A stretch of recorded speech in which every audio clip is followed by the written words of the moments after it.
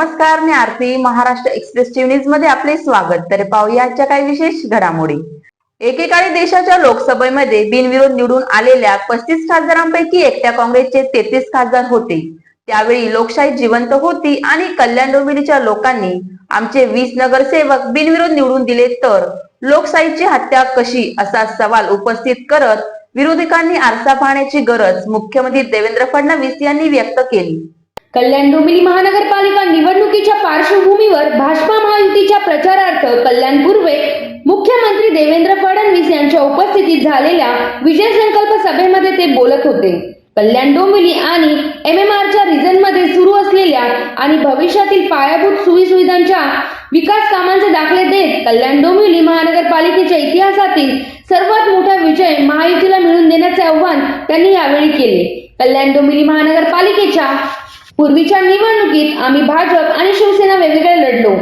त्यावेळी तुम्ही महायुतीचे 94 नगरसेवक निवडून दिले होते, परंतु आता या निवडणुकीत आम्ही दोघेही एकत्र लढत असून कल्याण डोंबिवली महानगरपालिकेच्या सार्वत्रिक निवडणुकीत यापूर्वी कधीही मिळाला नव्हता इतका मोठा विजय मिळवून द्या, असे आवाहन मुख्यमंत्री देवेंद्र फडणवीस यांनी उपस्थित नागरिकांना केले. तर आज मला आनंद वाटतो की मी आणि शिंदे साहेब आम्ही दोघांनी मिळून MMRDच्या माध्यमातून MMRच्या क्षेत्रात 4 लाख कोटी रुपयांची कामे आता सुरू केली आहेत, ज्यामध्ये पिण्याच्या पाण्याच्या, रस्त्याच्या योजना, मेट्रो अशा अनेक गोष्टी या ठिकाणी आपण MMRDच्या माध्यमातून सुरू असल्याचे त्यांनी सांगितले.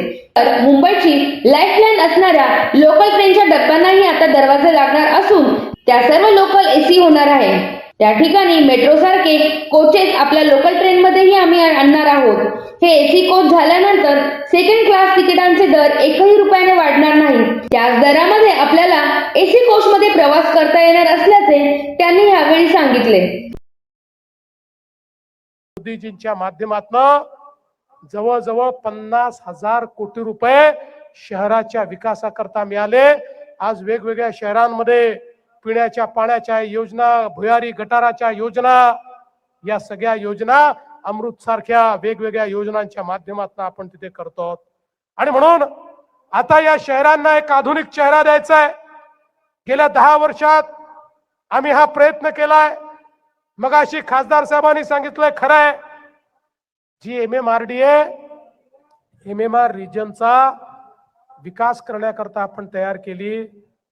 ती MMRD 2014 पूर्वी फक्त मुंबईमध्ये काम करत होती. काही शहरांना छोटं मोठं कर्ज देत होती. या व्यतिरिक्त ते कुठलंही काम त्या ठिकाणी करत नव्हते. पण आपण निर्णय केला. मी मुख्यमंत्री झाल्यानंतर सांगितलं, ही MMRD बँक नाही आहे. महानगर क्षेत्रातनं पैसा उभा होतो.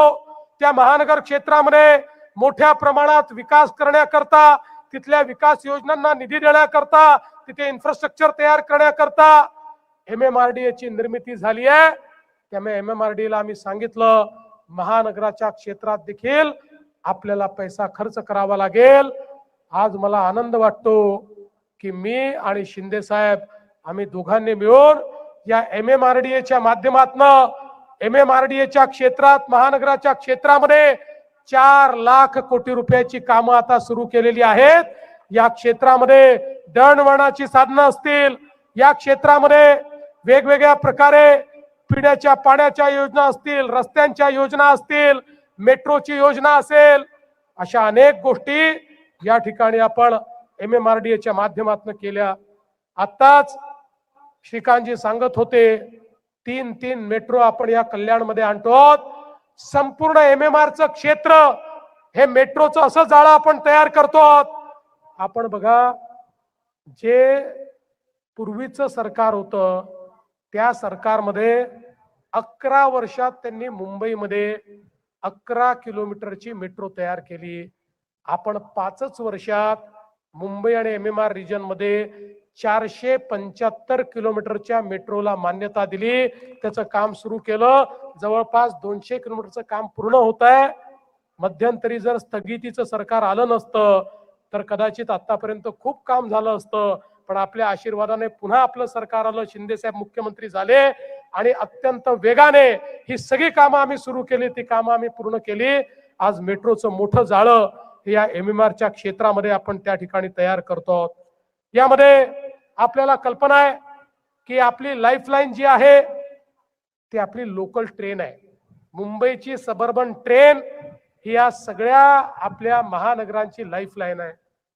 आणि मोदीजींच्या नेतृत्वात ज्या प्रकारचं परिवर्तन या आपल्या सबर्बन रेल्वेमध्ये झालं, प्लॅटफॉर्म मोठे झाले, स्वच्छता आली, नवीन डब्बे आले, एस्केलेटर. तर अशाच नवनवीन घडामोडी पाहण्यासाठी आमच्या चॅनलला लाईक करा, शेअर करा, सबस्क्राईब करा आणि बेल आयकॉन दाबायला विसरू नका.